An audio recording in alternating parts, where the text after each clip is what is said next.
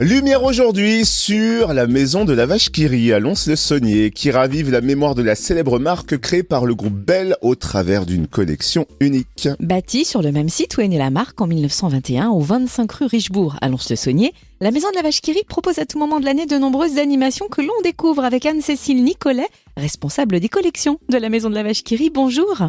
Bonjour. Alors on va démarrer peut-être avec la nuit européenne des musées qui s'invite à la maison de la Vache qui rit samedi 18 mai. Quel sera le programme de cette soirée spéciale ?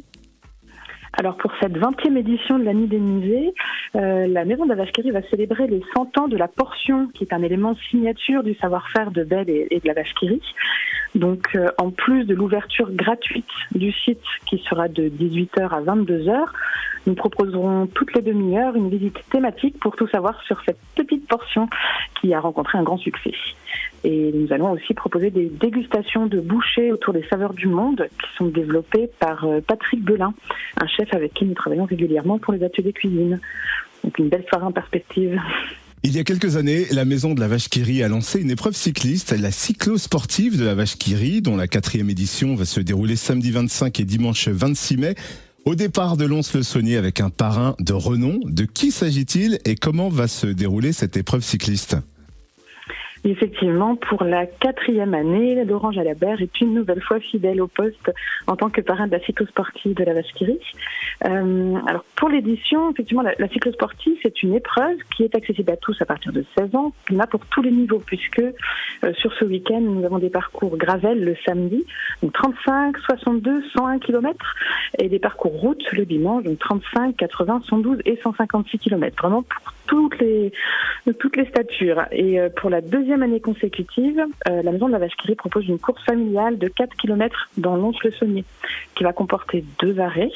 Il y en aura un à la Maison de la Vache qui rit et un autre à l'usine. Donc ce sera l'occasion pour tous ces participants d'en apprendre plus sur l'histoire de la marque et puis sur les enjeux de l'usine aussi. Et puis de nombreuses animations seront aussi proposées durant cette cyclo-sportive de la Vache qui rit. Est-ce que vous pouvez nous en dire un peu plus ? Oui, alors l'équipe médiation de la Maison de la Vache qui rit a concocté un super programme sport et santé, donc il sera accessible gratuitement sur le parking de la maison, avec des stands ludiques en partenariat avec Idea Sport. Vous aurez une initiation au basket avec un puissance 4 géant, une initiation au handball avec une cage interactive. Il y aura aussi une découverte du handisport grâce à des mises en situation. Donc, par exemple, pour expérimenter le football avec une déficience visuelle. Donc ça sera très sympa. Le golf du Val-de-Sorne proposera également un stand d'initiation au golf. Et ce sera encore le retour de notre smoothie-clette habituel pour déguster un délicieux smoothie que vous aurez mixé vous-même à la force de vos jambes, accompagné de conseils sur l'alimentation spécifique en vue d'un effort physique.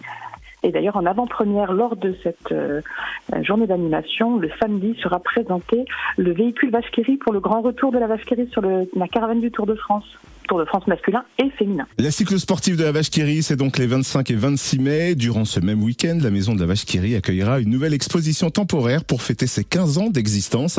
Une expo intitulée La Curieuse Collection. Est-ce que vous pouvez nous la présenter ? Oui, alors c'est assez peu connu, mais la collection de la Maison de la Vache qui rit compte plus de 49 000 objets, dont une petite partie seulement est exposée dans le parcours permanent du musée. Ce grand nom s'explique assez facilement car le créateur de la Vache qui rit, Léon Bell, était un pionnier dans la création d'objets dérivés. Il y a même consacré un bureau de la publicité à l'usine de Lons dès 1926. Donc la Curieuse Collection, cette exposition rendra hommage à cette histoire très riche en présentant pour la première fois plusieurs centaines d'objets, des plus communs aux plus insolites. Il y aura par exemple des sèves pour les galettes des rois jusqu'au mât du voilier La Vache qui rit. Cet exemple précis montre que nous jouerons sur les contrastes du très petit au très grand, du sobre à l'extravagant, le minimaliste, le maximaliste, le très proche, le très éloigné, le très évident ou le bien caché. Et ce titre, la Curieuse Collection, souligne que nous représentons une vache curieuse, à l'origine d'une collection tout aussi curieuse, et l'exposition incite le visiteur lui-même à être curieux. Donc nous proposerons un parcours immersif qui est conçu avec l'agence EK Décoration de Lons-le-Saunier, où le visiteur remontera le temps et je suis sûre que chacun pourra y retrouver sa petite Madeleine de Proust.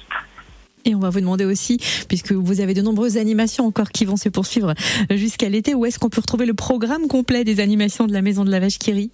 Alors le programme peut se trouver bien sûr sur notre site internet, donc lamaisondelavachequerie.com, mais aussi sur nos réseaux sociaux, Facebook et Instagram.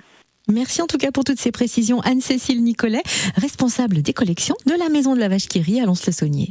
Merci à vous.